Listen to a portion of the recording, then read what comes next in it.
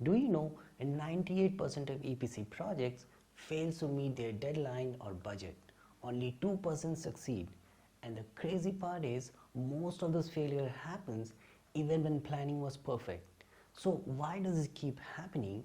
And most important, how do we fix it? Well, if you ever worked on a project that started strong but ended up delayed, over budget or just messy, well, this video is for you.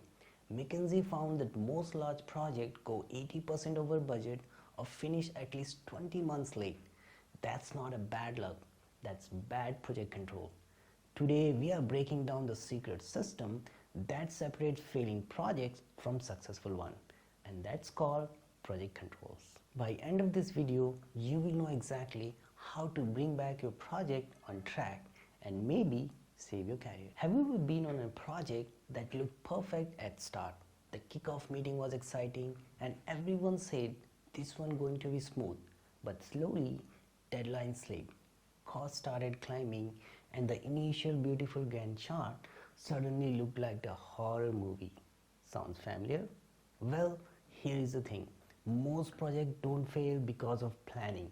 They fail because of monitoring. It's like driving a car without a dashboard.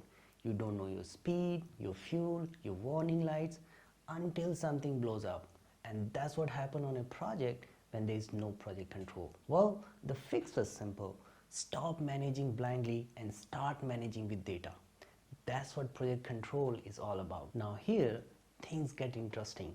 People often confuse project management with project control, but they are not the same thing. Think of it like a ship. The captain, that's your project manager, who decide where to go and lead the crew. But the navigator, that's your project controller. Constantly check the map, the weather and make course correction. Without a navigator, even the best captain of the world can get lost at sea. Project control is like the navigation system.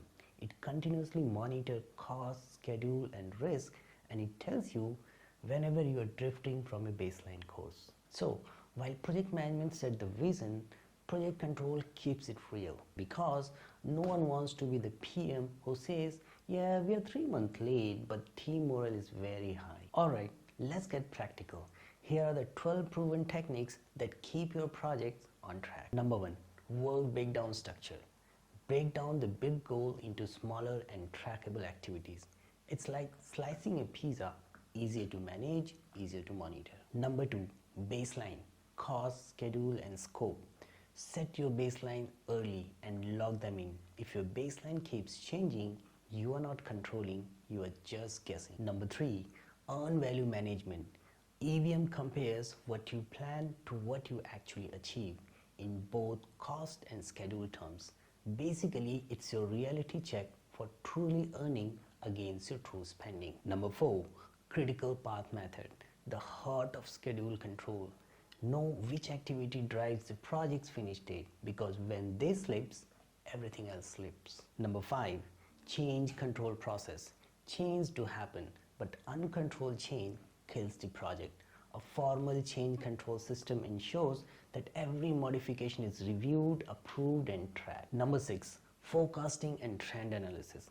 Look at the overall performance trend, not just snapshot. If your costs are rising month after month, then that's your red flag. Number 7. Risk management and Monte Carlo simulation. Don't just identify risks, quantify them. Monte Carlo simulation use data to predict outcome before they happen. Sounds fancy, right? But basically it's an Excel sheet with a crystal ball. Number 8. Cost control and cash flow analysis. Always know where your money is and when it's coming back. Cash flow curve shows if your project is healthy or bleeding. Number 9. Gate review. Think of this as a quality checkpoint. You don't move to the next phase until current one is fully verified. Number 10. Resource loading and leveling. Track your manpower, material, machineries and how they are distributed.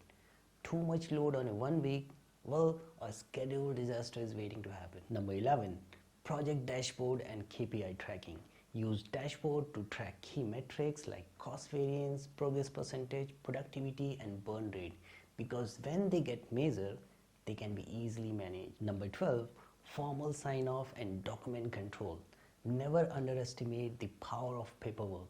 Formal approval protects you from confusion, rework, and dispute. So, even if you apply half of this technique consistently, you will start seeing better project control, better predictability, and fewer headaches. Now, you might be thinking, well, this technique sounds great, but what tool do I use?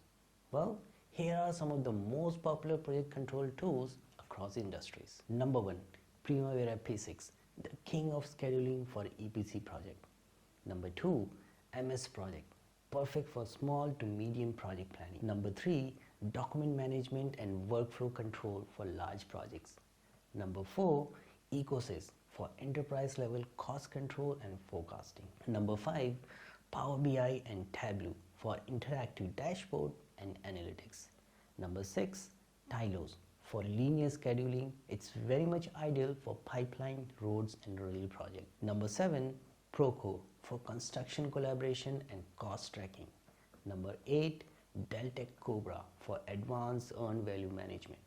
Number 9, SAP Project System for integrated cost, resource and billing control. And number 10, Smartsheet or Monday.com, simple visual tool for agile projects. Always remember one thing, tools don't control project, they amplify your skill. The real power lies in knowing how to use this tool. Now, let me tell you a story.